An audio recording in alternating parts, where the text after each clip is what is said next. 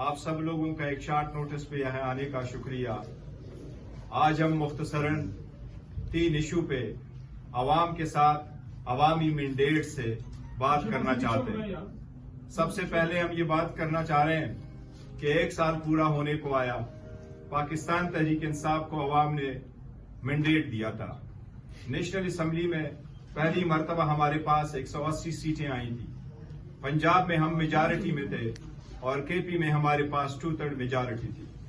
Over night یہ ساری majority ختم کر کے فارم 47 کی حکومت کے لیے راستہ ہموار کر دیا گیا تھا۔ اس پاکستان میں تو کیا انٹرنیشنلی بھی اگر کوئی ویلاگر ہے، یوٹیوبر ہے، سوشل میڈیا انفلوئنسر ہے، پرنٹ یا الیکٹرانک میڈیا ہے، یا کوئی بھی ایون اکیڈمی میں بھی کسی کو پڑھانے والا ہے، وہ ایک چیز ضرور جانتا ہے کہ پاکستان میں 2024 کے الیکشن کے ریزلٹ اوور نائٹ چینج ہو گئے تھے۔ ہم نے کئی مرتبہ کہا بھی، احتجاج بھی کیا، جلسے جلوس بھی کیے، ہم نے پٹیشنیں بھی فائل کی، ہم نے درخواست کی، مطالبات بھی رکھے کہ کوئی کمیشن ہو، اس بات کا تعین ہو کہ عوام کا مینڈیٹ کا احترام ہو، کبھی ووٹ چوری نہ ہو، جس کے حق میں ووٹ ڈالا گیا ہو اس کے حق میں ووٹ کاؤنٹ کیا جائے۔ نہ کمیشن بنا، نہ حکومت نے اس پہ غور کیا، نہ عدلیہ نے اس کا نوٹس لیا، نہ الیکشن کمیشن جو اس سب کام میں ملوث تھا اور برابر کا شریک تھا۔ ہمارا مینڈیٹ کا تحفظ کرنا الیکشن کمیشن کی آئینی ذمہ داری تھی، وہ آئینی ذمہ داری میں ناکام ہو گیا تھا۔ جو ہم نے پٹیشنیں فائل کی تھی، 74 پٹیشنیں فائل کی تھی، اس 74 پٹیشنیں میں آج تک نہ کوئی فیصلہ ہوا، نہ اس میں میرٹ پہ کوئی بھی کیس آگے بڑھ سکا۔ یہ اس پہ ریلیٹڈ جو ادارے، جو تنظیمیں ہیں، جو مفصل قسم کی رپورٹیں ہیں، ان میں سے ایک پٹن کی رپورٹ بھی ہے۔ انشاءاللہ آج سلمان راجہ صاحب اس رپورٹ کا بھی آپ کو تفصیل سے ذکر کریں گے۔ ہم آج بھی یہی مطالبہ کرتے ہیں کہ ہمارا مینڈیٹ ہم واپس لینے کا حق رکھتے ہیں۔ یہی آئینی طریقہ ہے، یہی جمہوریت ہے۔ جمہوریت کے لیے عوام کا مینڈیٹ اور ووٹ بنیاد ہے، اس کے بغیر جمہوریت نہ ہے نہ مضبوط ہے۔ اس کے ساتھ ساتھ ایک اور ذکر کرنا چاہیں گے، اور وہ ہے کہ اس جعلی مینڈیٹ کے ساتھ بنی ہوئی حکومت نے 26ویں ترمیم جو پاس کروائی تھی اور جس انداز سے پاس کروائی تھی، اس کے نتیجے میں بلوچستان ہائی کورٹ میں 3 ججز کا تعیناتی ہوئی، اسلام آباد میں 2 ججز کی، پشاور میں 10 ججز کی، لاہور ہائی کورٹ میں 9 ججز کی اور سندھ ہائی کورٹ میں 12 ججز کی تعیناتی ہوئی۔ یہ تقریباً 46 ججز کی تعیناتی ہوئی ہے۔ اس کے ساتھ ساتھ سپریم کورٹ میں بھی 7 ججز آ گئے، 6 پرماننٹ ججز ہو گئے، 1 ایکٹنگ جج ہو گیا۔ لیکن سپریم کورٹ میں ہماری اور سول سوسائٹی کی اور بار ایسوسیشنز کی کنسٹیٹیوشنل پٹیشن پینڈنگ ہے، اور وہ پہلے دن ہم نے ٹیک اپ کر لی تھی یہ پوائنٹ جوڈیشل کمیشن کے سامنے کہ جب تک 26ویں آئینی ترمیم کا فیصلہ نہ ہوا ہو باعث عدالت سپریم کورٹ، تب تک ججز کی تعیناتی نہ ہو۔ لیکن چونکہ ہمارے پاس میجارٹی نہیں ہے، ووٹ کے ذریعے سے کمیشن آگے بڑھا اور تعیناتی ہوئی۔ ابھی بھی پاکستان تحریک انصاف کا اصولی موقف یہی ہے کہ وہ 26ویں ترمیم جلد سے جلد ہیئرنگ کے لیے فکس ہو، اور وہ پری 26ویں ترمیم کے جو سپریم کورٹ کے ججز ہو، وہ جج صاحبان سارے کے سارے بیٹھے اور وہ ان پہ فیصلہ کریں۔ پاکستان تحریک انصاف کا اصولی موقف یہی ہے کہ 26ویں ترمیم کا فیصلہ سپریم کورٹ کے وہ محترم جج صاحبان کرے جو 26ویں ترمیم سے پہلے تعینات تھے، تاکہ یہ خدشہ نہ ہو کہ باعث ہو اور وہ جج جو اس کی بینیفیشری ہے وہ خود اپنے کاز میں جج نہ بنے۔ اس کے ساتھ ہم نے یہ بھی کہا کہ مذاکرات ہو۔ خان صاحب نے مذاکرات کے لیے کمیٹی بنائی اور ہم آگے بڑھنا چاہ رہے تھے کہ سیاسی حل، مسائل کا سیاسی حل ڈھونڈا جائے، لیکن مذاکرات آگے نہیں بڑھ سکے۔ حکومت نے یہ سمجھا کہ یہ کوئی CSS یا اسکول کے بچوں کا ایگزام ہے کہ پرچہ ہم کھولیں گے تو جس وقت ٹک کلاک ہوگا تو پھر آپ کو وہاں ہی ہم اوپن کر کے آپ کہیں گے کہ آپ کے ڈیمانڈ پہ ہمارا جواب کیا ہے۔ اس لیے حکومت نے ہی راہ فرار اختیار کی اور ایک اچھا موقع ضائع ہو گیا۔ اس کے بعد خان صاحب نے کچھ لیٹر لکھ کے، لیٹر جس کو بھی ایڈریس ہوئے، خان صاحب نے ایک سابق وزیر اعظم کی حیثیت سے اور اس وقت پاکستان تحریک انصاف جو دنیا کی چھٹی بڑی پولیٹیکل پارٹی اور پاکستان کی سب سے بڑی پولیٹیکل پارٹی ہے، اس کے سربراہ کی حیثیت سے اس ملک میں پاورفل آدمی کے سامنے اپنے خدشات کا اظہار کیا. عوامی جذبات کا اس لیٹر میں عکس ہے. خان صاحب نے کہا فوج کی بڑی قربانیاں ہیں، ہم اعتراف کرتے ہیں، لیکن پبلک میں اور فوج میں خلیج نہیں ہونا چاہیے. خان صاحب نے ان کے کچھ وجوہات بیان کیے کہ کچھ ایسے اقدامات ہونے چاہیے جس سے خلیج کسی صورت پیدا نہ ہو، لیکن یہ ویری انفارچونیٹلی کہ اس لیٹروں کو ایک دوسرے کو پاس آن کیا جا رہا ہے اور اس پہ بھی خاطر خواہ کوئی کارروائی نہیں ہوئی. اس پہ ہم اسمبلی میں بھی بات کریں گے، سینٹ میں بھی بات کریں گے. جب سینٹ اور اسمبلی میں پوائنٹ مانگتے ہیں یا پوائنٹ آف آرڈر ملتا نہیں، ملے تو میوٹ ہوتا ہے. اور اگر آپ اتنی بڑی پولیٹیکل پارٹی، ان کے ورکر، سپورٹر اور لوگوں کو آپ اتنا سپیس نہیں دیں گے تو یہ سپیس آپ کا کوئی اور لے جائے گا. یہ جمہوریت کے لیے اچھی بات نہیں ہے. اب وقت ہے کہ دانشمندانہ فیصلے کریں اور ملک کی بہتری کے لیے وہ فیصلے کریں جس میں سب کی فلاح ہو. جی شکریہ صاحب. بہت شکریہ جی. میں مختصر بات کروں گا. دیکھیں اور اس کو اگر اور ممالک کے ساتھ، اپنے ہمسایہ ممالک کے ساتھ اس کا موازنہ کریں تو ہمیں ان میں اور ہم میں فرق یہ ہے، ان کی ترقی میں، ان کی خوشحالی میں اور ہماری بدحالی میں، ہماری سیاسی عدم استحکام، معاشی عدم استحکام، سماجی عدم استحکام، لا اینڈ آرڈر کی سچویشنز، ہماری جو انسرجنسی موومنٹس ہیں، اس سب کا جو جڑتا ہے وہ یہ ہے کہ جو ہمسایہ ممالک ہیں انہوں نے اپنے ممالک میں ایک فری اور فیئر الیکشن کرایا جس سے کہ حقیقی عوام کے نمائندے ان کے پارلیمان میں بیٹھے. ہمارے ہاں آج تک جو بھی الیکشنز ہوئے ہیں ان کی کبھی کریڈیبلٹی نہیں رہی، لیکن خاص طور پہ جو یہ آخری الیکشن ہوا ہے 2024 کا، اس نے تمام تر وہ ریکارڈ توڑ دیے ہیں جو کہ دھاندلی میں کیے جاتے ہیں. اور ایسے لوگوں کو ہوتا کیا ہے، جب وہ لوگ پارلیمان میں بیٹھتے ہیں جو کہ اصل عوام کے نمائندے نہیں ہوتے، تو ان کی ایک اخلاقی جواز ان کا بیٹھنے کا نہیں بنتا. وہ جواب دہ عوام کو نہیں ہوتے ہیں، وہ صرف ان لوگوں کے لیے ہوتے ہیں جو ان کو لائے ہوتے ہیں. ان کے آپ قوانین دیکھ لیں، یہ قوانین جس طرح کے 26ویں ترمیم ہے، جس طرح کے اسلام آباد کا پبلک آرڈر کا جو بل تھا، پیکا لاز ہو گئے، اور اس طرح کے سارے جو ڈریکونین لاز ہیں، یہ صرف وہی پارلیمان بنا سکتی ہے جو کہ عوام کے ووٹ سے نہیں آئی ہوئی. یہ وہ لوگ ہیں جو کہ بٹھائے گئے ہیں. اور ایسی صورتحال میں ایک جو اس کا کانسیکوینس ہے، جو اس کا ایک نتیجہ ہے، وہ یہ ہے کہ ملک میں جب سے خاص طور پہ 8 فروری کے بعد جو ملک میں ایک سیاسی استحکام نے جنم لیا، اس نے معاشی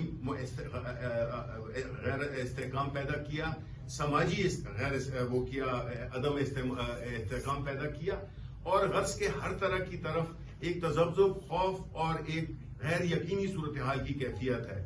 اور اس سے کبھی بھی کوئی ملک جو کہ اتنے محاذوں پہ لڑ رہا ہو وہ نہیں اس سے نبرد آزما ہو سکتا، کیونکہ عوام جنہوں نے بھیجا تھا، جن لوگوں کو ان کے مینڈیٹ کو چرا لیا گیا، ان کے مینڈیٹ پہ ڈاکہ ڈالا گیا اور ایک ایسے لوگ بٹھائے گئے جو کہ بری طرح ہارے ہوئے تھے. وہ سلمان اکرم راجہ صاحب اور عمر ایوب خان اس کی آپ تفصیلات بتائیں گے.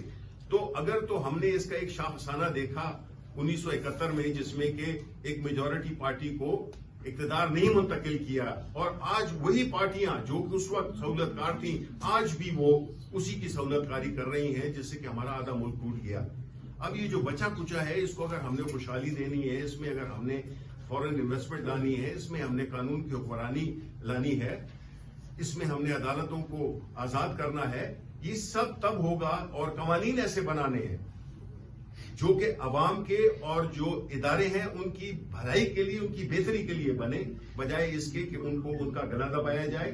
اور ایسے قوانین، ڈریکونین قوانین، جس میں کہ کوئی اس میں آواز بھی بند کر دی جائے، جو یہ سارے ہمارے آئین کی جو چیزیں ہیں اس کی خلاف ورزی ہو رہی ہے.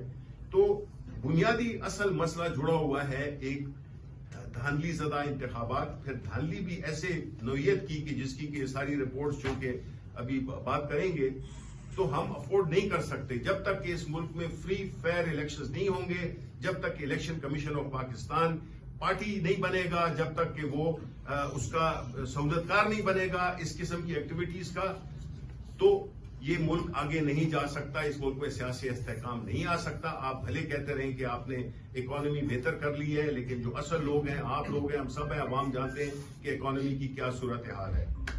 بہت بہت شکریہ۔ خواتین و حضرات، السلام علیکم۔ میرے چیئرمین بیرسٹر گور صاحب نے اور شبلی فراز صاحب نے leader of the opposition senate میں بات چیت کر لی ہے۔ میں آپ سے بڑی مختصراً بات کروں گا۔ سب سے پہلی بات خواتین و حضرات یہ ہے کہ آج بڑا افسوس ہوا کہ وزیر اعظم عمران خان صاحب اور بشرا بی بی صاحبہ کو ایکٹ کا ایکسس بلاک کر دیا گیا ایک بار پھر۔ ہم اس چیز کو کنڈیم کرتے ہیں۔ توشہ خانہ 2 کیس جو ہے وہ ڈیفر ہوا ہے، اور پچھلی بار جب ہوا تھا تو وزیر اعظم عمران خان صاحب کو انکمیونیکاڈو، یعنی کہ ان کو دنیا سے بالکل منقطع ان کا رابطہ ہو گیا تھا، اور ان کو جو سہولیات جیل مینول میں ان کو ان کا حق ہے وہ بھی ان سے چھین لی گئی تھی۔ تو یہ چھوٹے چھوٹے جو یہ تکلیفات پہنچانے کی یہ کوششیں ہوتی ہیں یا یہ اٹیمپٹس ہوتے ہیں، اس کو ہم لوگ کنڈیم کرتے ہیں، اور جوڈیشری کو اپنے پیروں پہ کھڑا ہونا چاہیے۔ جوڈیشری کو کہنا چاہیے انف از انف، جس طرح کہ اسلام آباد ہائی کورٹ کے ججز نے کہا تھا، اسی طرح ہمیں توقع ہے کہ اینٹی ٹیررسٹ کورٹ کے ججز اور باقی ججز کو، انگریزی میں کہتے ہیں they should grow a spine, ریڑھ کی ہڈی ذرا مضبوط کریں، کوئی لوہا انجیکٹ کریں، کوئی ٹائٹینیم انجیکٹ کریں، ٹرانسپلانٹ کرائیں، پر ذرا مضبوط سی سے کھڑے ہو جائیں۔ میں ان لوگوں کا ابھی نام لوں گا تو آپ کا یہ ٹرانسمیشن وہ کاٹ دیں گے، اور آپ کے ساتھیوں نے مجھے کہا تھا کہ جی نام ذرا ہونا رکھا کریں ورنہ آپ کی ٹرانسمیشن اڑ جاتی ہے۔ وہ مسکرا رہے ہیں میرے ساتھی جنہوں نے یہ تجویز بھی مجھے دی تھی، تو اور ہنس بھی رہے ہیں صاحب۔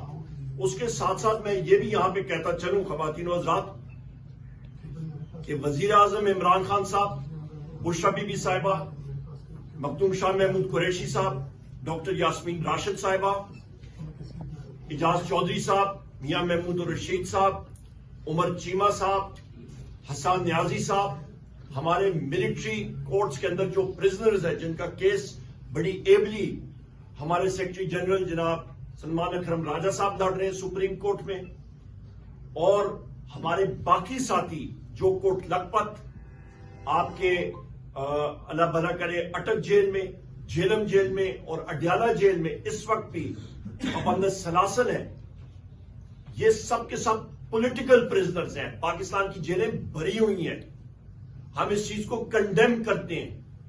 پاکستان میں آئین اور قانون کی بالادستی ہونی چاہیے، جو کہ نہیں ہے، اور چونکہ پاکستان میں آئین اور قانون کی بالادستی نہیں ہے، پاکستان میں انویسٹمنٹ 0/0/0۔ آپ جا کے ملیں دیکھ لیں، فیکٹریاں دیکھ لیں، کاروبار دیکھ لیں، سب کا سب بند۔ آپ زراعت کا شعبہ دیکھ لیں، بند۔ آپ سروسز سیکٹر دیکھ لیں، بند۔ انویسٹمنٹ کرنے کے لیے کوئی تیار ہی نہیں ہے۔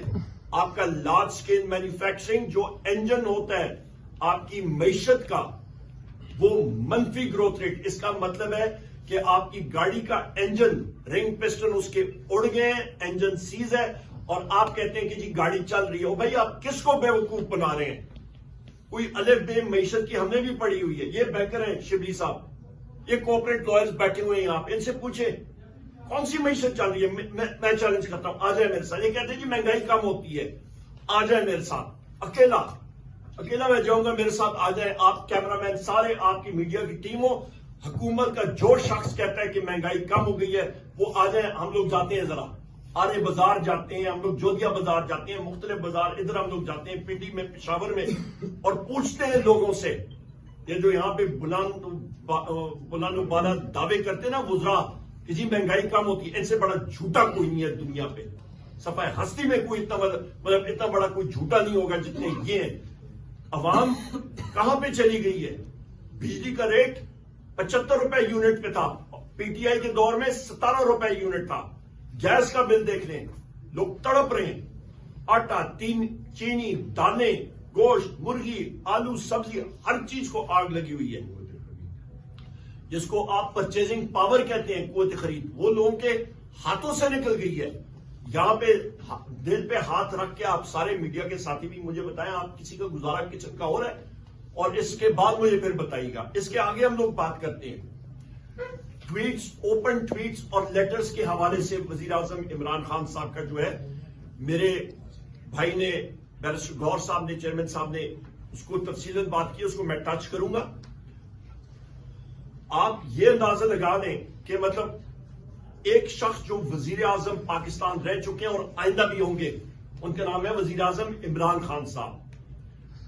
انہوں نے پاکستان تحریک انصاف کو زیرو سے شروع کیا. ان کا پورا ایک نچوڑ ہے. پاکستان کی سب سے مقبول ترین پارٹی آج پاکستان تحریک انصاف ہے. ان کے تجربے کا فائدہ اٹھانا چاہیے. واحد وہ لیڈر ہیں جو پاکستان کے چاروں صوبوں میں مقبولیت ہے ان کی، اور جو قوم کو جوڑ سکتے ہیں. خدارا ان کی وزڈم سے فائدہ اٹھائیں، ان کے تجربے سے فائدہ اٹھائیں. میں آپ کو یقین سے کہہ سکتا ہوں، پنجاب کا گورنمنٹ فنکشنری کوئی بھی ہو، چاہے وہ سیکرٹری ہو، چاہے وہ منسٹر ہو، چاہے وہ آئی جی پنجاب ہو، کوئی بھی پنجاب پولیس کا باوردی شخص بلوچستان میں 15 منٹ 20 منٹ آدھا گھنٹہ مجھے جا کے دکھائے، اس کے ساتھ حشر کیا ہوگا؟ یہ کیا وجہ ہے جس وقت سیکیورٹی فورسز کی نقل و حرکت ہوتی ہے بلوچستان میں تو آرمڈ کانوائز جاتی ہیں، کانوائے کے بغیر کیوں نہیں نقل و حرکت ہوتی؟ یہ کیا وجہ ہے؟ کانوائز، آرمڈ کانوائز خواتین و حضرات اس وقت جاتے ہیں جہاں پہ آپ کو خطرہ ہوتا ہے. 8 اضلاع بلوچستان کے آپ اس وقت وہاں پہ یہ حالات ہیں کہ پاکستان کا جھنڈا کوئی نہیں لہرا سکتا، نہ پاکستان کا قومی ترانہ وہاں پہ گایا جاتا ہے. کسی کو شک شبہ ہے انڈیپینڈنٹلی چلے جائیں. اس کے ساتھ ساتھ بلوچستان کے ممبران اسمبلیز جو کہ حکومت میں ہیں، وہ خود ہمیں کہتے ہیں کہ جناب ہم لوگ بات نہیں کر سکتے، آپ ہماری ترجمان، ہم لوگ اپوزیشن میں ہیں، خود مجھے وہ کہتے ہیں کہ جی آپ ہماری ترجمانی کریں، ہمیں ڈر لگتا ہے. وہ اپنے گھروں سے کیا کوئٹہ سے آگے نہیں جا سکتے ہیں. یہ حالات ہیں بلوچستان کے اس وقت.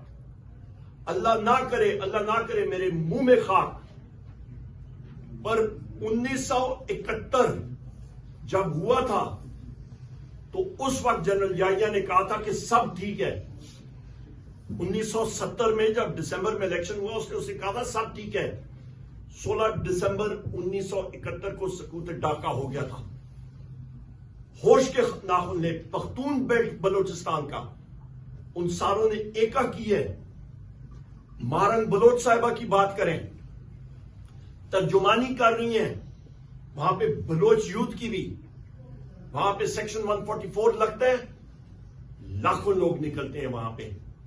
انہوں نے ڈیفائی کیا، ایک مطلب کسی چیز کو نقصان نہیں پہنچایا. اور وہ خواتین بلوچستان جیسے معاشرے میں باپردہ خواتین جو ہیں وہ باہر نکلی اپنے حقوق کے لیے.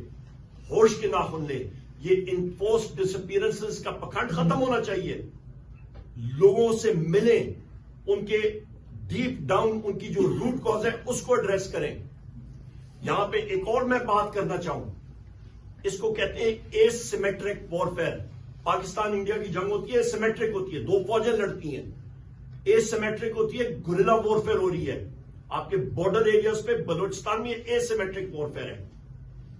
یہاں پہ میں سارے مسلح افواج کے لوگوں سے یہ ڈیمانڈ کروں گا کہ خدارا انویسٹیگیٹ کریں کہ ہماری کیجولٹیز کیوں اتنی ہو رہی ہیں. ہمارے نوجوانان، ہمارے سپاہی، ہمارے ینگ افسران جو شہید ہو رہے ہیں، کیجولٹیز اتنی زیادہ کیوں ہو رہی ہیں. انویسٹیگیٹ کریں. قوم کو جواب ملنا چاہیے اس چیز کا.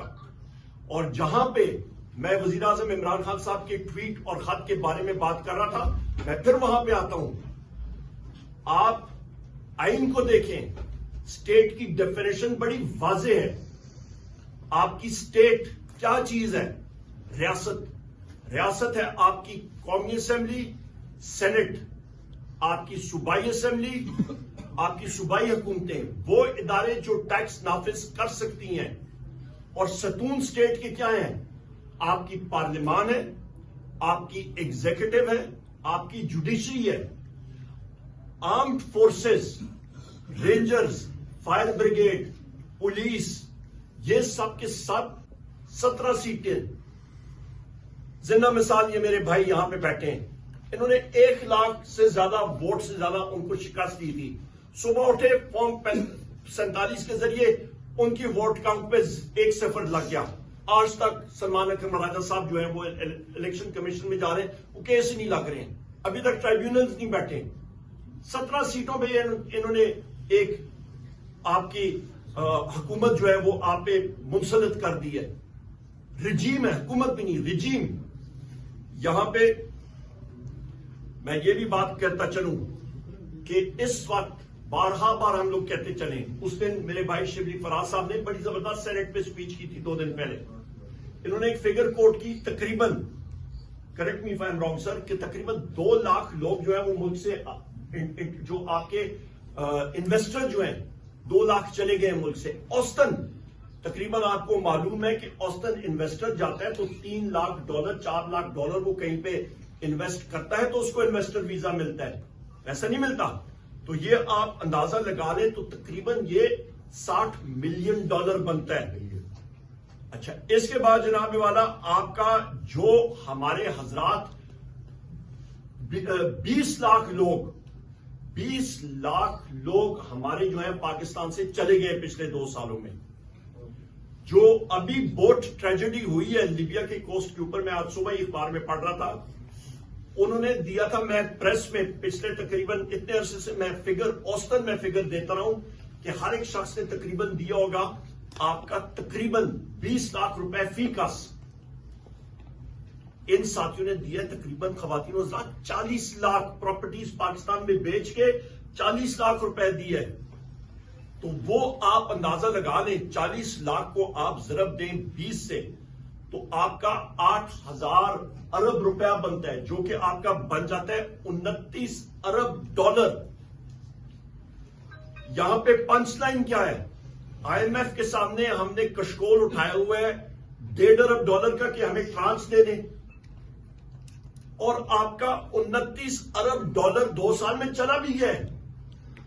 آپ کا مطلب انسان کا دماغ دنگ رہ جاتا ہے.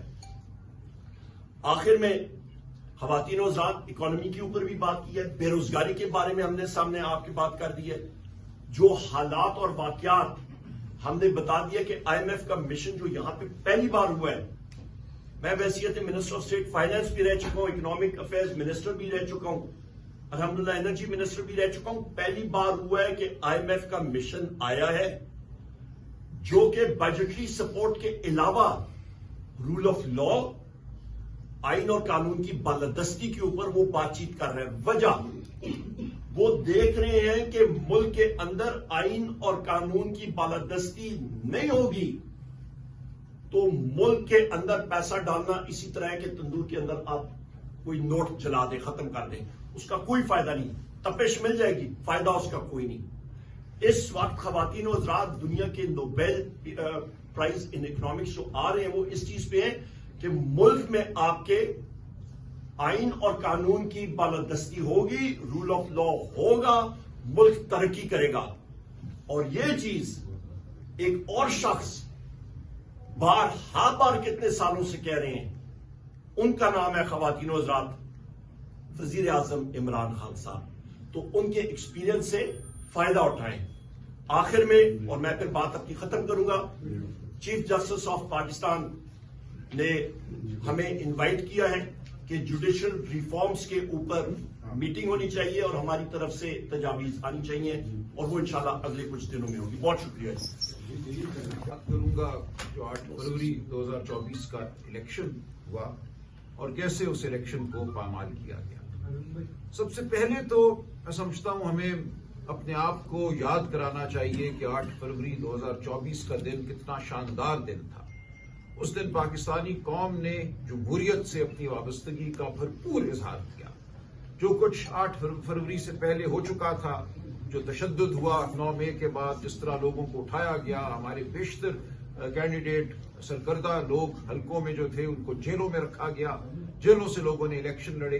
خود میں نے الیکشن لڑا اور میں جانتا ہوں کہ ممکن نہیں تھا کہ آپ ایک الیکشن میٹنگ بھی کر سکیں اپنے حلقے میں. ہماری میٹنگز پہ حملہ کیا جاتا تھا، جو لوگ آ جاتے تھے ان کو رات کو اٹھایا جاتا تھا، مارا پیٹا جاتا تھا، ہمارے بینر پھاڑے جاتے تھے. پنجاب میں ایک ایسا ماحول تھا فسطائیت کا جو میں تصور نہیں کر سکتا تھا. بلکہ اس سے بھی پہلے جب ہم اپنے کاغذات داخل کرنے گئے، وہاں پہ لوگ کھڑے ہوتے تھے جو ہم سے کاغذات چھین لیتے تھے. کتنے امیدواروں کے ساتھ میں خود گیا ذاتی طور پہ، وہاں میں نے لوگوں کو اپنے ہاتھوں سے چھنتے ہوئے دیکھا، اٹھتے ہوئے دیکھا. لوگوں کو اغوا کیا گیا امیدواروں کو کہ وہ اپنے کاغذات نہ جمع کرا سکے، یا اسکروٹنی کے وقت وہ ریٹرننگ افسر کے سامنے پیش نہ ہو سکے. ایک واقعہ میں پوری عمر نہیں بھولوں گا. میرا ہاتھ پکڑے ہوئے ایک امیدوار تھا، ہم بڑھ رہے تھے ریٹرننگ افسر کے دفتر کی جانب اسکروٹنی کے لیے. اچانک 4 لوگ آئے، اس کو دبوچا اور اٹھا کے لے گئے. پولیس ساتھ کھڑی ہوئی تھی. میں نے پولیس والوں سے کہا یہ تمہارے سامنے ہو رہے ہیں، تم روکتے کیوں نہیں ہو؟ انہوں نے بے بسی سے میری جانب دیکھا، سر ہم نہیں روک سکتے ان کو. تو اس ماحول میں الیکشن ہوا ہے، اور اس سب کے باوجود جس طرح لوگ نکلے، بلہ ہم سے چھین لیا گیا تھا. ایک ایک حلقے میں پی ٹی آئی کے امیدواروں کے پاس 5 مختلف نشان تھے. میرے حلقے میں، حلقہ یعنی 128 لاہور، میرا کچھ نشان تھا. میرے نیچے 5 صوبائی اسمبلی کے حلقے تھے، ان کے اپنے اپنے نشانات تھے. ہم ووٹروں کے پاس 5-6 نشانات لے کر گئے، ان کو آپ نے ووٹ دینا ہے، ہم لوگ پی ٹی آئی کے امیدوار ہیں. اور اس دن مجھے حیرت ہوئی، ناخواندہ خواتین اپنے ہاتھوں پر، اپنے کپڑوں پر ہمارے نشان بنا کر لائی ہوئی تھی. انہوں نے ان نشانوں کو دیکھ کر مورے لگائی، ٹھپے لگائے، اور ایک شاندار، میں کہتا ہوں پھر، جمہوریت سے وابستگی کا اظہار ہوا. اور ایک ایسی جماعت کے لیے اظہار ہوا جو نہ مذہبی منافرت پر قائم ہے، نہ لسانی کسی تقسیم پر قائم ہے. یہ پاکستانیت سے جڑی ہوئی جماعت ہے. اس جماعت کا ہر نظریہ وہ ہے جو پاکستان کی یگانگت کا نظریہ ہے، پاکستان کی سالمیت کا نظریہ ہے، پاکستان سے جڑے رہنے کا نظریہ ہے. اور اس جماعت پہ حملہ کیا گیا. منصوبہ سازوں نے یہ سوچا کہ یہ جماعت ہے جس کو ہم نے ختم کرنا ہے، جس کو ہم نے پارلیمان میں اپنا اصل وجود قائم نہیں رکھنے دینا. اور اس کا ناقابل تلافی نقصان میں آپ سے کہوں ہوا ہے پاکستان کی حیت پہ. اس وقت ملک میں جو مایوسی کا عالم ہے، جو بلوچستان کا حال میرے بھائی عمر ایوب نے آپ کو بتایا، یہی حال خیبر پختونخوا کے بہت سے علاقوں میں ہے. آپ نے ملک میں ان طاقتوں کو طاقتور بنایا جو ملک کو توڑنا چاہتی ہیں، جو ملک سے خائف ہیں، اور وہ طاقت جو ملک کو جوڑنا چاہتی ہے، ملک کے ہر صوبے کو، ہر خطے کو جوڑنا چاہتی ہے ایک نظریے کے ساتھ، اس پر آپ نے حملہ کیا. یہ ہیں وہ لوگ جو اپنے آپ کو دانشور، منصوبہ ساز، پاکستان کی ترقی کے خیرخواہ بتاتے ہیں. اس دن جو کیا گیا وہ درندگی تھی، اور یہ ضروری ہے کہ آپ کو علم ہو کہ کیا درندگی تھی، کیسے یہ سب کچھ ہوا. اس دن ہم یہ بات عمومی سطح پہ تو کر دیتے ہیں، لیکن یہ جو رپورٹ اب آئی ہے پتن کی، یہ ایک ادارہ ہے جو الیکشن کے معاملات پہ نظر رکھتا ہے. اس کے ساتھ میں آپ کے لیے ایک اور کلپ ہو سکا تو ہم چلائیں گے، ورنہ آپ خود دیکھیے. سوچ ٹی وی کے نام سے ایک ادارہ ہے جس نے ایک شاندار ڈاکیومنٹری الیکشن 2024 کے حوالے سے بنائی ہے. اس کو بھی ضرور دیکھیے گا. آپ کے سامنے جو بات آ جانا چاہیے اور جس کا ہر لمحے ہمیں ادراک ہونا چاہیے وہ یہ ہے کہ الیکشن پہ حملہ کیسے ہوا. یہ بہت اہم ہے کہ ہم سمجھیں اس کی جزیات کو. اس دن لوگوں نے تو ووٹ ڈال دیا. دیکھیں عام طور پہ دھاندلی ایسے ہوتی ہے کہ پولنگ اسٹیشن پہ حملہ کرا دیا، ووٹنگ روک دی، ڈبے اٹھا کے لے گئے. یہ نہیں ہوا. یہ تب ہوا کرتا تھا جب دھاندلی فریقین کرواتے تھے. ایک فریق دوسرے فریق کے ووٹ کم کرنا چاہتا ہے یا یہ چاہتا ہے کہ اس کے جو ووٹر ہیں ووٹ ڈال نہ سکے. یہاں ایسا نہیں ہوا. الیکشن کا دن بالعموم ٹھیک گزرا. لوگ آئے، لوگوں نے ووٹ ڈالے. اس کے بعد گنتی جو تھی پولنگ اسٹیشن میں وہ بھی ٹھیک ہو گئی، مور اور لیس. فارم بن گئے پولنگ اسٹیشن میں. اب یہ اہم بات ہے. دیکھیں ایک صوبائی اسمبلی کے حلقے میں تقریباً 400-450 پولنگ اسٹیشن ہوتے ہیں. یہ ایک بہت بڑا نمبر ہے. ہر پولنگ اسٹیشن پہ ڈبے کھولے درج کیا جاتا ہے ایک فارم میں جسے ہم کہتے ہیں فارم 45 یا فارم 45. اس میں امیدواروں کے نام ہوتے ہیں، ان کے آگے جو ووٹ نکلتے ہیں ڈبوں سے وہ درج کر دیے جاتے ہیں. پولنگ اسٹیشن پہ امیدواروں کے یا کم از کم ان امیدواروں کے جن کو جیتنے کا خیال ہوتا ہے کہ ہم جیت سکتے ہیں، ان کے پولنگ ایجنٹ بھی موجود ہوتے ہیں، تو ان کی نگرانی میں یہ عمل ہوتا ہے. پولنگ ایجنٹ صاحبان دستخط بھی کر دیتے ہیں فارم 45 پہ، اور یہ ہمارے قانون کی ایک بڑی میں سمجھتا ہوں طاقتور شک ہے. یہ تمام عمل قانون کے مطابق ہو گیا اس دن، مور اور لیس تقریباً میں کہوں گا 90% حلقوں میں ایسا ہو گیا. اس کے بعد یہ ہوتا ہے کہ پولنگ اسٹیشن سے جو پریزائڈنگ افسر صاحب ہیں وہ یہ تمام مواد جو ووٹ پڑے ان کا تھیلا اور اس کے ساتھ جو فارم 45 بنا یہ لے کر وہ آتے ہیں ریٹرننگ افسر کے دفتر میں. 400 یا 450 پولنگ اسٹیشن ہیں اگر ایک حلقے میں. میرے حلقے میں 433 پولنگ اسٹیشن تھے. ان 433 پولنگ اسٹیشن میں سے ہر پولنگ اسٹیشن کے پریزائڈنگ افسر نے اپنا فارم لا کر ریٹرننگ افسر کو دینا ہوتا ہے. قانون یہ کہتا ہے کہ ریٹرننگ افسر کے دفتر میں تمام امیدواروں کو حق حاصل ہے کہ وہ بیٹھے اور جیسے جیسے یہ فارم آتے ہیں ان کی نگاہوں کے سامنے وہ آئیں، ان فارموں میں جو نمبر لکھے ہوئے ہیں ان کو درج کرے ریٹرننگ افسر اور پھر ان کا شمار کرے، ان کو ایڈ اپ کرے. یہ تمام عمل جو ہے امیدواروں کی موجودگی میں قانوناً ہونا ہوتا ہے اور اس کے نتیجے میں بنتا ہے جس کو ہم کہتے ہیں فارم 47، یعنی کہ جو 433 پولنگ اسٹیشنز تھے ہر پولنگ اسٹیشن کا جو ریزلٹ ہے وہ لے کر آپ نے اس کو جمع کیا اور پھر ایک فارم 47 ہے اس میں آپ نے وہ درج کر دیا کہ ہر امیدوار کے ووٹ کتنے ہیں. تو یہ ہے الیکشن کا عمل جو قانون میں دیا ہوا ہے اور اس میں کوئی سکم نہیں ہے. یہ بہت اچھا عمل ہے. یہ ہو رہا تھا اس دن، ہم ریٹرننگ افسر کے دفتر بیٹھے ہوئے تھے کہ اچانک یہ کہا گیا کہ یہاں گولی چل گئی ہے. گولی کس نے چلائی، کیوں چلائی، اور ہم سب کو گریبانوں سے، اور تو کوئی تھا ہی نہیں. میرے پولنگ ریٹرننگ افسر کے دفتر میں تھا اور میری اہلیہ تھی اور ہمارے ایک دو الیکشن ایجنٹ تھے. ہمیں گریبانوں سے پکڑ کر دھکیل کر ریٹرننگ افسر کے دفتر سے باہر پھینک دیا گیا. اس وقت تک جتنے ریزلٹ آئے تھے ان میں ہر پولنگ اسٹیشن پہ اللہ کے فضل سے ہم جیت رہے تھے. اور یہ میں اس لیے بتا رہا ہوں اپنے الیکشن کا، یہ 80-90 سیٹوں پہ یہی عمل ہوا ہے پاکستان میں.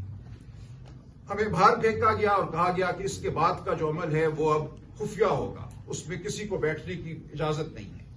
جو پریزائڈنگ افسران آ رہے تھے اپنے فارم 45 لے کر ان سے لیے گئے. بعد میں ہمیں پتا چلا کہ بہت سے پریزائڈنگ افسران کو تو ریٹرننگ افسر کے دفتر آنے ہی نہیں دیا گیا، ان کو ٹرکوں میں بٹھا کر ایک فیکٹری میں منتقل کیا گیا اور وہاں پہ یہ عمل ہوا کنسالیڈیشن کا جو ریٹرننگ افسر کے دفتر میں ہونا تھا. اور ہوا اس میں کیا یہ گیا کہ ایک فارم 45 ہے، اس میں اگر لکھا ہے کہ امیدوار الف کے ووٹ آپ کہہ لیجئے 575 ہیں اور امیدوار بے کے ووٹ جو ہیں وہ آپ کہہ لیجئے 45 ہیں، تو اس 45 سے پہلے ایک 9 لگا دیا گیا، اس کو 945 کر دیا گیا.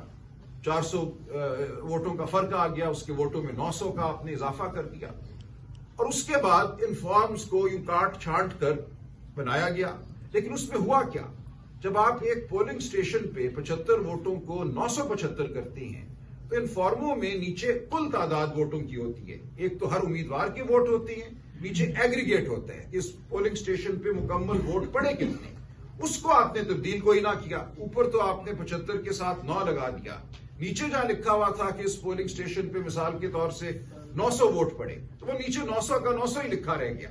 اس کو آپ 1800 نہیں کر سکے کیونکہ وہ کرنے کے لیے آپ کو ایک لگانا پڑتا، پھر 9 کو 8 بنانا پڑتا، پھر اس کے ساتھ آپ کو جو پورا جو فارم ہے وہ تبدیل ہو جاتا. اسی طرح یہ بڑی ضروری بات ہے کہ اب سمجھیں ہوا کیا. فارم 45 کے ساتھ ایک فارم ہوتا ہے جسے کہتے ہیں فارم 46. فارم 46 میں جو پریزائڈنگ افسر ہوتا ہے پولنگ اسٹیشن پہ وہ یہ لکھتا ہے کہ میں نے کتنے بیلٹ پیپر جاری کیے، کتنے ووٹ پڑے، کتنے ویلڈ تھے، کتنے ضائع ہو گئے. لیکن ٹوٹل نمبر آف بیلٹس جو اس پولنگ اسٹیشن پہ استعمال ہوئے ہیں ان کا اکاؤنٹ ہوتا ہے، وہاں پہ لکھا ہوتا ہے. اس کو بھی تبدیل نہیں کیا گیا، کر ہی نہیں سکتے تھے کیونکہ اگر ایک پولنگ اسٹیشن پہ 900 ووٹ پڑے ہیں، 900 اس نے بیلٹ دیے ہیں تو اس نے تو وہاں پہ یہی لکھ دیا کہ 900 میں نے دیے ہیں، اس میں 4 ضائع ہو گئے ہیں. جبکہ یہاں آپ نے 900 کو 1800 بنا دیا 75 سے پہلے ایک 9 کا ہنسا لگانے کی وجہ سے. تو فارم 46 میں بھی پھر یہ آنا چاہیے کہ اس پولنگ اسٹیشن پہ 900 نہیں 1800 ووٹ پولنگ میں، تو وہ تو ہوا کوئی نہیں. آپ آج بھی جا کر اگر الیکشن کمیشن کی ویب سائٹ پہ جائیں اور اس پہ آپ حلقہ وائز دیکھیں ان فارمز کو، اب یہ شاید اتارنا شروع کر دیں گے کیونکہ ان کی چوری اتنے فاش طریقے سے پتن نے پکڑی ہے کہ اب ان کے لیے چھپنے کی کوئی جگہ نہیں ہے. آپ کو ہلکے کے بعد ہلکا نظر آئے گا، جہاں جو ٹوٹل نمبر سے 75 کو 975 کیا گیا وہ تو 1800 بن جاتی ہے. تو یہ چوری چھپ نہیں سکتی تھی. اس چوری کو پتن کی رپورٹ نے پکڑ لیا ہے، بڑے فاش طریقے سے پکڑ لیا ہے. اور اس سے نظر یہ آتا ہے کہ کوئی بھی ذی شعور اگر اس کو دیکھے گا، اور ہم تقاضا کرتے رہے ہیں کہ الیکشن کو دیکھے سپریم کورٹ ایک کمیشن کے ذریعے. ہم نہیں کہہ رہے کہ آپ جزیات میں جائیں، صرف جو شائع شدہ الیکشن کمیشن کی ویب سائٹ پہ ریکارڈ ہے اسی کو اگر آپ پڑھ لیں، اس کو الیکشن کمیشن صحیح مانتا ہے، تو یہ جو ہوا ہے یہ بالکل روشن کی طرح ہمارے سامنے آ جاتی ہے بات. اس الیکشن کو اتنی بے دردی سے لوٹا گیا اور اتنے بانڈے انداز سے لوٹا گیا کہ چھپنا ممکن نہیں ہے. تو یہ چیز ہے جو اس پتن کی رپورٹ نے واضح کی ہے. میں آپ سے درخواست کروں گا کہ سب اس کا مطالعہ کریں. اس میں ایک اور چیز دیکھیے کیا ہوا. اب میرے پھر الیکشن پہ آ جاتی ہیں 128، اور یہ میں عرض کر رہا ہوں تمام حلقوں میں اسی طرح ہوا. اب چونکہ مجھے ہرانا مقصود تھا، ہم 433 میں سے اللہ کے فضل سے تمام پولنگ سٹیشن جیت چکے تھے. میرے پاس جو فارم 45 آئے، ایک بھی پولنگ سٹیشن ہم نے نہیں ہارا تھا. میری جو لیڈ تھی وہ 1 لاکھ سے زیادہ کی تھی. اب 1 لاکھ کی لیڈ کو ختم کرنے کے لیے ان کو یہ کرنا پڑا کہ انہوں نے چند پولنگ سٹیشن چنے، وہ تقریباً 170 پولنگ سٹیشن چنے. ان پولنگ سٹیشنز پر یہ حرکت کی گئی کہ 1000 ووٹ 900 ووٹوں کا اضافہ کیا گیا، اور وہ ایک ہی امیدوار کے حق میں کیا گیا، تاکہ جو 1 لاکھ کی لیڈ ہے اس کو کم کر کے 15-16 ہزار کی دوسرے کی برتری قائم کی جائے. اب یہ جب انہوں نے کیا عمل قومی اسمبلی کے لیے، تو اس رات چونکہ ہجان کا عالم تھا، یہ بھول گئے کہ ایک پولنگ سٹیشن پہ ووٹ قومی اسمبلی کو بھی پڑتے ہیں اور صوبائی اسمبلی کو بھی وہیں پہ پڑتے ہیں. اسی پولنگ سٹیشن پہ 2 ڈبے ہوتے ہیں. ہر شخص کو جو اندر جاتا ہے بیلٹ پیپر ایک قومی اسمبلی کا دیا جاتا ہے اور ایک صوبائی اسمبلی کا دیا جاتا ہے. تب ہوا یہ کہ 170 پولنگ سٹیشنز ایسے بن گئے جہاں قومی اسمبلی کا جب آپ رزلٹ دیکھتے ہیں تو جو تناسب ہے ووٹ پڑنے کا، جس کو ٹرن آؤٹ ہم کہتے ہیں، وہ 90% ہے، 85% ہے، 95% ہے، کچھ پہ 112% ہے کہ 100 سے بھی زیادہ فیصد ووٹ پڑ گئے. اور انہی پولنگ سٹیشنز پہ جب آپ صوبائی اسمبلی کا رزلٹ دیکھتے ہیں تو وہ 40% ہے، 35% ہے، 38% ہے. یعنی کہ اسی ایک پولنگ سٹیشن پہ صوبائی اسمبلی کے ووٹ جو ہیں وہ 40% پڑے ٹوٹل ووٹ کے، اور جبکہ اسی پولنگ سٹیشن پہ قومی اسمبلی کے ووٹ جو ہیں وہ 90-95% پڑ گئے. تو یہ ایک ایسی صورتحال ہے جو صرف مذاقہ خیز نہیں ہے، یہ واضح ایک ڈاکے کا ثبوت ہے. تو یہ آپ کو بے شمار 80 قومی اسمبلی کے حلقوں میں آپ کو یہ صورت نظر آئے گی جو اس رپورٹ نے، اور جو سوچ ٹی وی کا میں آپ کو جو ڈاکیومنٹری جو میں کہہ رہا ہوں اگر آپ دیکھیں گے تو آپ کو سمجھ آ جائے گا کہ ہوا کیا. یہ اتنا بانڈا ایک ڈاکہ ہے کہ یہ چھپ نہیں سکتا تھا، اور یہ نہیں چھپا. اور میں آپ سے عرض کر رہا ہوں کہ آپ اس کو پڑھیے اور قوم کو بتائیے کہ ان کے ووٹ کو کیسے زائل کیا گیا، کیسے عوام کی، پاکستان کی آواز کو سلب کیا گیا. یہ چیز اب روشن کی طرح ہمارے ہاتھوں میں ہے، ہمارے سامنے ہے. یہ ممکن نہیں ہے کہ ایک ہی پولنگ سٹیشن پہ قومی اسمبلی کا ٹرن آؤٹ 90 یا 95 یا 112% ہو، اور اسی پولنگ سٹیشن پہ صوبائی اسمبلی کا ٹرن آؤٹ جو ہے وہ 40% یا اس سے بھی کم ہو. یہ آپ کو 80 قومی اسمبلی کے حلقوں میں یہ صورت آپ کو نظر آتی ہے واضح طور پہ. تو اب اس کے بعد اگر کوئی ذرا سی بھی شرم تھی، کوئی ذرا سا بھی پردہ تھا اس الیکشن کے حوالے سے، تو وہ ختم ہو چکا ہے. یہ الیکشن سراسر جھوٹ پر مبنی ہے. اس کے نتیجے میں قائم ہونے والی اسمبلی اپنا اخلاقی جواز بالکل نہیں رکھتی، قانونی جواز بھی ہم سمجھتے ہیں نہیں رکھتی. صرف اس لیے یہ چل رہی ہے اسمبلی کہ ہماری الیکشن پٹیشنوں کو سنا نہیں جا رہا. ہم نے ہم گئے اگلے دن ہی 8 فروری کو یہ الیکشن ہوتا ہے، 9 کو فارم 47 کا اعلان کیا جاتا ہے. 10 فروری کو میں نے الیکشن کمیشن میں اپنے سارے فارم 45 فائل کر دیے تھے، جن میں نظر آ رہا ہے میری لیڈ 1 لاکھ سے زائد کی ہے، کہ ایک دن میں 443 فارم 45 بنا سکتا تھا دستخط شدہ. اگلے دن 10 فروری کو یہ تمام مواد ہم نے الیکشن کمیشن میں فائل کر دیا اور کہا یہ ہوا ہے ہمارے ساتھ. الیکشن کمیشن میں استہزاء کیا گیا، مذاق اڑایا گیا میرا. کہا بنا لائے ہوں گے راتوں رات، ہمیں کیا پتا. ہم نے کہا ہم راتوں رات 433 بنا لائے. وفاق کیا وہ ایسے جج صاحبان کے نام تھے جن کے حوالے سے ہم سب تسلی رکھتے ہیں کہ وہ آزاد منش ہیں، وہ رکھتے ہیں اسپائن، ریڑھ کی ہڈی، جس کا ذکر عمر ایوب صاحب نے کیا. اور ہم خوش تھے کہ اب انصاف پسند ججوں کے سامنے ہمارے مقدمے چلیں گے. اس فیصلے کا جواب یہ دیا انہوں نے کہ سپریم کورٹ میں ایک پٹیشن فائل کی. وہاں پہ قاضی فائز عیسیٰ صاحب نے بیٹھ کر فیصلہ دیا کہ نہیں، نام جو ہے وہ الیکشن کمیشن خود مختار ہے، وہ خود دے سکتا ہے، اس کو کوئی ضرورت نہیں ہے چیف جسٹس کتابیں ہونے کی۔ اور ساتھ ہی انہوں نے اس اسمبلی نے قانون بنا دیا، اس قانون میں ترمیم کی اور کہا کہ حاضر سروس ہائی کورٹ کے جج نہیں، قانون یہ تھا 8 فروری کو کہ الیکشن پٹیشنیں ہائی کورٹ کے حاضر سروس جج سنیں گے، انہوں نے کہا نہیں، ہماری مرضی کے ریٹائرڈ جج سنیں گے الیکشن پٹیشنیں، اور میرا مقدمہ اٹھا کر انہوں نے ایک ریٹائرڈ جج کے حوالے کر دیا۔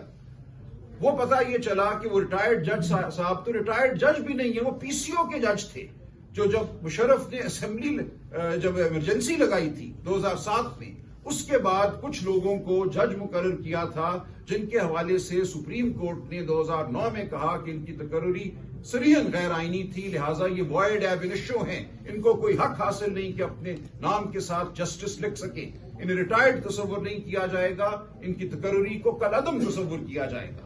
تو اس قسم کے لوگوں کو انہوں نے الیکشن ٹریبیونل مقرر کیا۔ یہ ہے ہمارے سامنے صورتحال کہ کس طرح اس اسمبلی نے، جو نہ اخلاقی جواز رکھتی ہے نہ قانونی جواز رکھتی ہے، قانون میں ترمیم کی، اس ترمیم کا سہارا لیتے ہوئے الیکشن کمیشن نے کس قسم کے لوگوں کو الیکشن ٹریبیونل میں مقرر کیا، اور انہوں نے کہا کہ اب یہ مقدمے سنو، اور اس کا نتیجہ کیا ہوا میں آپ سے عرض کروں۔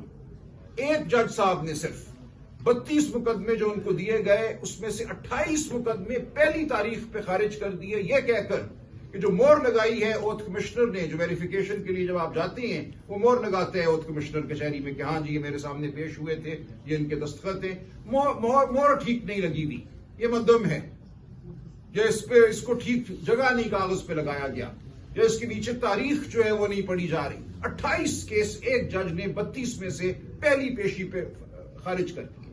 ان 28 کے 28 کیسوں میں صورتحال یہی تھی جو میں نے آپ کے سامنے بیان کی ہے کہ کس طرح الیکشن کو لوٹا گیا، کس طرح قومی اسمبلی صوبائی اسمبلی میں فرق ڈالا گیا۔ لیکن پورا سسٹم جو ہے اس وقت وہ گینگ اپ ہو چکا ہے۔ وہ کہتے ہیں آپ کے سامنے اب نہ کوئی قانونی راستہ ہے، نہ آپ کے سامنے الیکشن کا کوئی راستہ بچا، جس طرح الیکشن ہوا اور جس طرح سے اس کو لوٹا گیا۔ اب ہمیں یہ کہا جا رہا ہے کہ آئندہ ہر الیکشن ایسے ہی ہوگا۔ اس بار تھوڑی سی ہم سے اونچ نیچ ہو گئی تھی، اب تو ہم پہلے سے ہی فارم بنا کے لائیں گے تاکہ راتوں رات بدلنا نہ پڑے ان کو۔ تو اب اگر الیکشن اس ملک میں آئندہ ایسے ہونے، کہا مجھے ایک بڑے معتبر اور مقتدر شخص نے، نام ہے سر؟ نہیں، کہ یہ ہم نے نیو نارمل قائم کر دیا ہے، آپ لوگوں کو اسی میں کھیلنا ہوگا، ہم سے بات کرنی ہوگی، الیکشن کرنے سے آنے سے پہلے، امیدوار بننے سے پہلے ہم سے اجازت لینا ہوگی، صرف وہی فارم 47 پائے گا جس کو ہم کہیں گے، جس کو ہماری آشیرواد حاصل ہوگی۔ دس از دا نیو نارمل۔ یہ جملہ بولا گیا میرے ساتھ۔ بھول جائیں اس ملک میں جمہوریت کو، جمہوریت کا کھیل ہم کھیلیں گے، الیکشن ہم کرائیں گے، لیکن الیکشن کا نتیجہ ایسے ہی مرتب ہوگا جیسے اس دفعہ ہوا، اور آئندہ اس سے زیادہ ہم بے خوفی سے کریں گے، راتوں رات نہیں کریں گے، پوری ہم پیش بندی کر کے آئیں گے۔ تو اس ملک میں عرض کروں، یہ صرف ایک الیکشن پہ ڈاکہ نہیں ڈالا گیا، یہ جمہوریت کے تصور پہ ڈاکہ ڈالا گیا ہے۔ ہمیں اب یہ کہا جا رہا ہے کہ آپ اچھے بچے بن جاؤ، جان لو کہ طاقت کہاں ہے، طاقت کا سرچشمہ عوام نہیں ہے، اس ملک میں حکمرانی آئین کی نہیں ہے، اس ملک میں حکمرانی قانون کی نہیں ہے، اس ملک میں حکمرانی ہماری ہے۔ ہم سے بات کر کے الیکشن لڑو، فارم 47 پھر چاہے پہلے ہی لے لو، اپنی جیب میں رکھ لو، ہم پہلے ہی تمہیں بتا دیں گے کہ تمہارا نتیجہ کیا ہونا ہے۔ یہ ہمیں آج کہا جا رہا ہے۔ اس کے خلاف عمران خان کھڑا ہوا ہے، اس کے خلاف عمران خان جیل میں بیٹھا ہوا ہے۔ اس کا جرم یہ ہے کہ وہ اس ملک کے لیے جمہوریت مانگ رہا ہے۔ ہم سب پہ لاتعداد مقدمے قائم ہیں، مجھ پر 18 مقدمے دہشت گردی کے قائم ہیں اس وقت۔ کیوں؟ کیونکہ میں حق بات کرنا چاہتا ہوں، میں نہیں ہٹوں گا اس سے پیچھے، ڈالے مجھے کس کوٹری میں ڈالتے ہیں، وہاں بھی میری آواز گونجے گی اور یہی کچھ کہے گی جو میں آج آپ کے سامنے کہہ رہا ہوں۔ اس ملک پہ ڈاکہ ڈالا گیا ہے، اس ملک کے قانون پر ڈاکہ ڈالا گیا ہے، اس ملک کی اخلاقیات پر ڈاکہ ڈالا گیا ہے، اور ہم بولتے رہیں گے، آخری دم تک بولتے رہیں گے، اس سے ہم پیچھے نہیں ہٹیں گے۔ اور آپ کا فرض ہے، پاکستانی قوم کا فرض ہے، پاکستانی صحافت کا فرض ہے کہ سچ کو سامنے لائے۔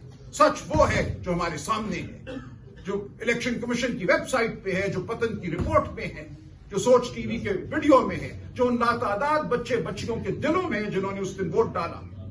ماڈل ٹاؤن لاہور کے پولنگ اسٹیشن پر میں گیا، ایک بچی آ کے رونا شروع ہو گئی، اس نے کہا انکل یہ میں نے پہلا ووٹ ڈالا ہے اپنی زندگی کا، اپنی والدہ کے ساتھ تھی وہ، اس کی آپ نے حفاظت کرنی ہے، آپ نے ہمیں ہمارا حق دلانا ہے۔ یہ ملک وہ ملک ہے جہاں 5 سے 16 سال کی عمر کے بچوں کی 40% سے زیادہ تعداد کسی اسکول میں نہیں جاتی، کوئی مدرسہ، کوئی ووکیشنل انسٹیٹیوشن، اور جو جاتے بھی ہیں وہ 10 سال کی عمر میں ایک پیراگراف اردو کا نہیں پڑھ سکتے۔ یہ ہے جو ہم تعلیم دے رہے ہیں، کیونکہ ہم نے اشرافیہ کے حوالے کر دیا اس ملک کو۔ ہم نے کہا یہ ملک اشرافیہ کی جاگیر ہے، اشرافیہ کے بچے جائیں گے، وہ انگریزی میڈیم اسکولوں میں جائیں گے، وہ ٹھیک ٹھاک ہو جائیں گے، ان کو نوکریاں بھی بینکوں میں مل جائیں گی، وہ گاڑیاں بھی چلائیں گے۔ لیکن غریب کا بچہ نہ اسکول جائے گا، اور اگر جائے گا تو رینگے گا، اس کا کوئی مستقبل نہیں ہے، وہ کسی مسابقتی دوڑ میں شامل نہیں ہو سکے گا۔ آپ کے 40% بچے 10 سال کی عمر میں سٹنٹڈ ہیں۔ کیوں ہیں؟ کیونکہ آپ کے ملک میں جمہوریت نہیں ہے، کیونکہ جمہور کی آواز کو غیر اہم سمجھا جاتا ہے۔ آج سندھ میں تحریک چل رہی ہے پانی کے لیے، کیوں چل رہی ہے؟ یہ کہا گیا یہ گرین انیشیٹو ہے، یہ کارپوریٹ فارمنگ ہے، اور نہریں بنا کر ہم ان نئے کارپوریٹ فارمرز کو وہ پانی دیں گے جو ہزاروں سالوں سے سندھ کا حالی استعمال کر رہا تھا۔ اس کا پانی چھین کر ہم کسی کمپنی کو دیں گے اور وہ کارپوریٹ فارمنگ کرے گی۔ غریب تو ویسے ہی غریب تھا، اور تھوڑا ہو گیا مر گیا تو کیا فرق پڑتا ہے؟ آج سندھ اس کے خلاف برسر پیکار ہے۔ ملک کا کوئی خطہ ایسا نہیں ہے جہاں آپ نے جمہوریت کو دبایا ہو اور وہاں آواز نہ اٹھ رہی ہو۔